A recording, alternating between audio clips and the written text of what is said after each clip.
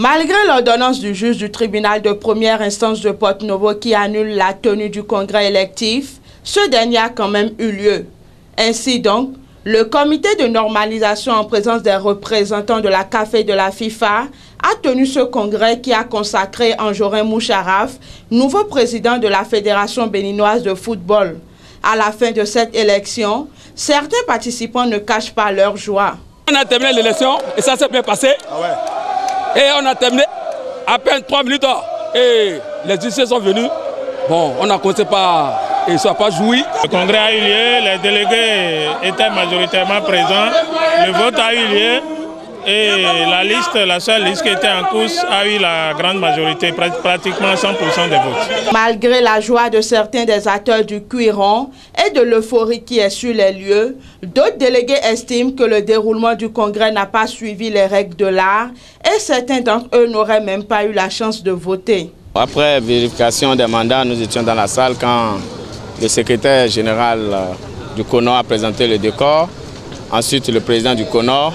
Nous étions là quand 2 personnes ont fait éruption dans la salle, des huissiers qui ont notifié quelque chose au président. Après ça, ils sont sortis. Le président du CONOR a décidé de continuer les élections. Ils ont vérifié les mandats des délégués. On a commencé par voter. Ils ont appelé les clubs. Mais à ma grande surprise, c'est que le vote ne s'est pas terminé puisque moi, étant délégué, je n'ai pas pu voter. On n'a même pas fait le dépouillement, on dit la liste est élue. Voilà mon bulletin. Très content et satisfait du nouveau mandat de 4 ans que lui accorde cette élection, Anjorin Moucharaf prend l'engagement de mettre un accent particulier sur la réunification des acteurs du football béninois. Loin de voir ce qui a précédé cette élection, je suis très fier d'être béninois.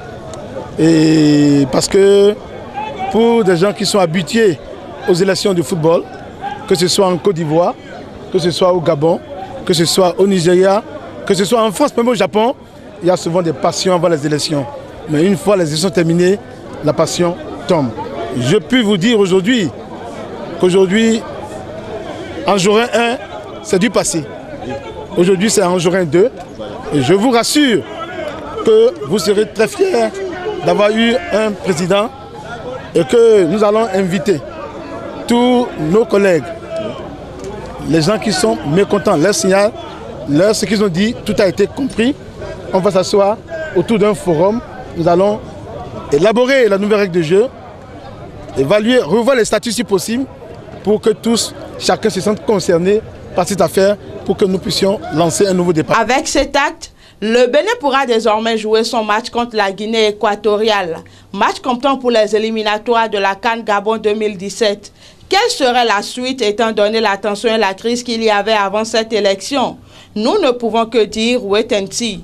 Mais pour l'heure, Anjorin Moucharaf devient une fois de plus l'homme le plus fort de la Fédération béninoise de football.